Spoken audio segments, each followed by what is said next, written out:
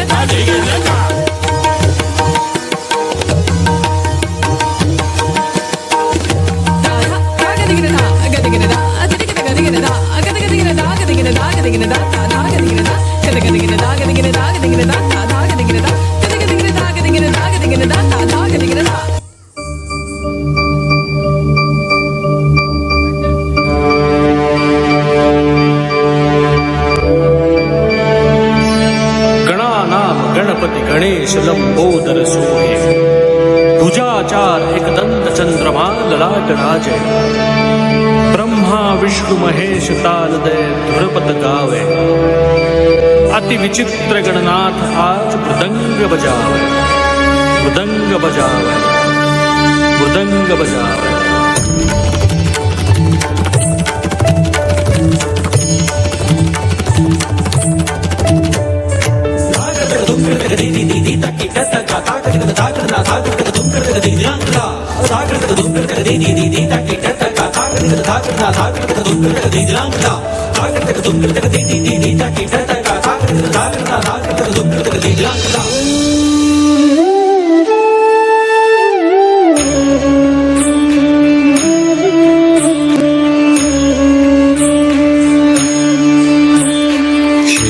लाल चढ़ायो अच्छा गजमुख को, दो दिल लाल विराजे सुत गौरी हर को, हाथ लिए गुड़ लड्डू साई सुरवर को, महिमा कहे न जाए लागत हूँ पद को, लागत हूँ पद को, लागत हूँ पद को। जय जय जय गणराज विद्या सुरदाता, धन्य तुम्हारो दर्शन मेरा।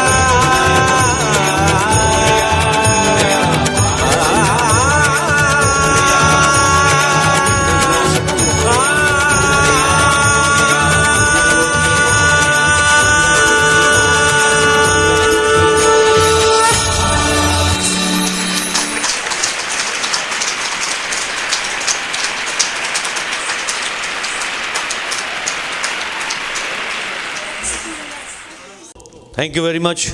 What a classic dance presented by Charu Mishra.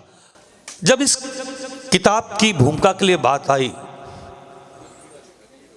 तो वो बहुत से कानपुर शहर तो साहित्यकारों से भरा पड़ा है.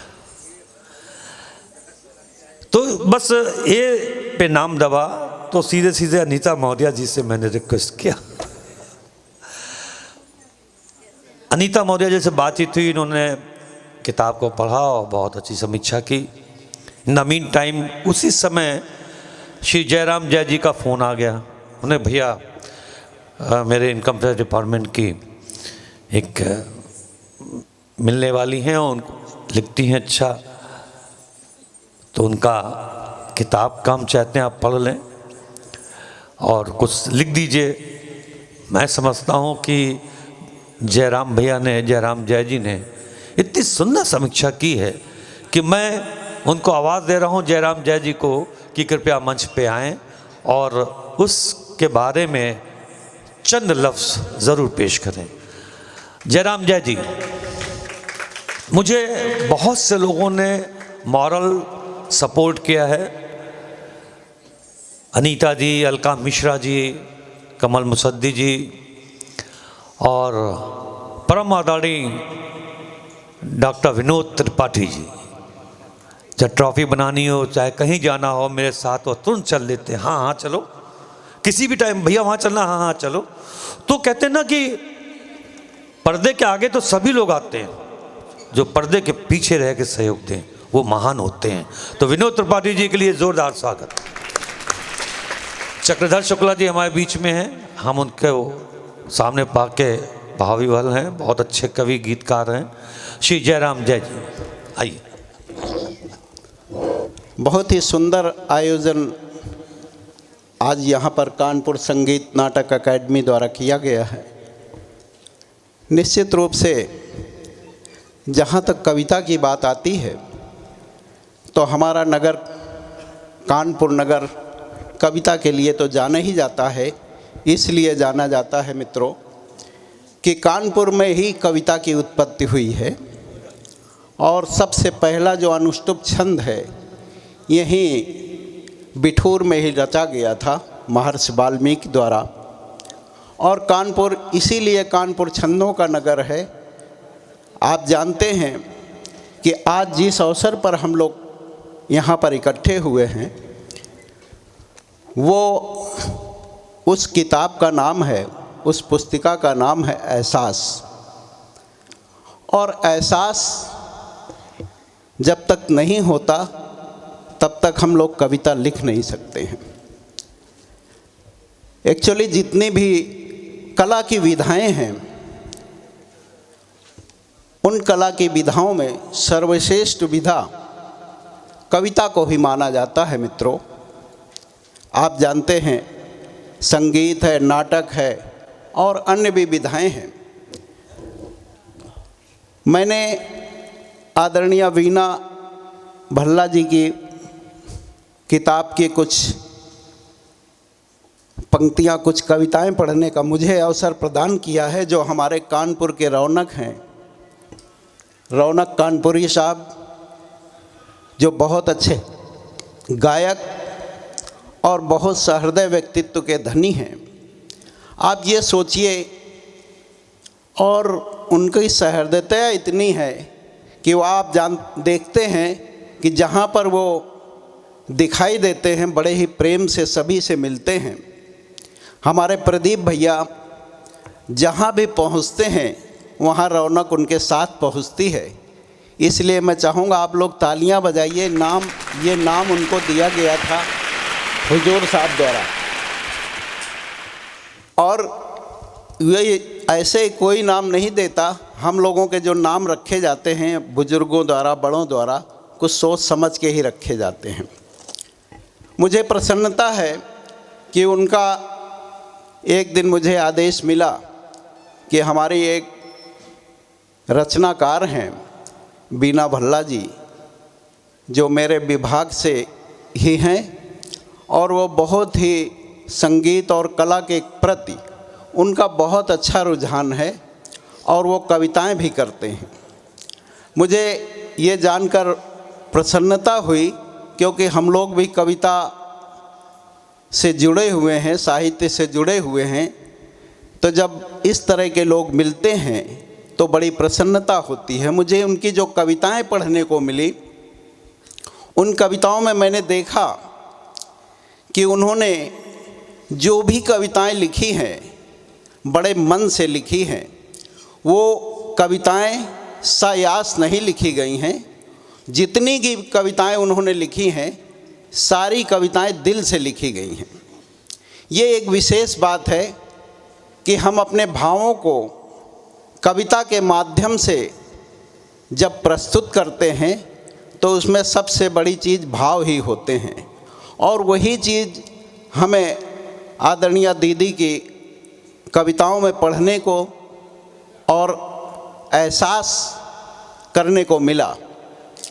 मैं उनकी इस पुस्तक के प्रकाशन के बाद आज जो हमारा यहाँ पर लोकार्पण होना है, मैं उन्हें सबसे पहले तो बधाई देना चाहूँगा कि उनकी इस एहसास पुस्तक में जो कविताएं उन्होंने, बहुत ही प्यारी प्यारी कविताएं, चाहे सामाजिक परिवेश की कविताएं हों, चाहे प्रेम की कविताएं हों, चाहे आध्यात्मिक कविताएं हों, उन्होंने हर तरह की कविताओं को संकलित किया है।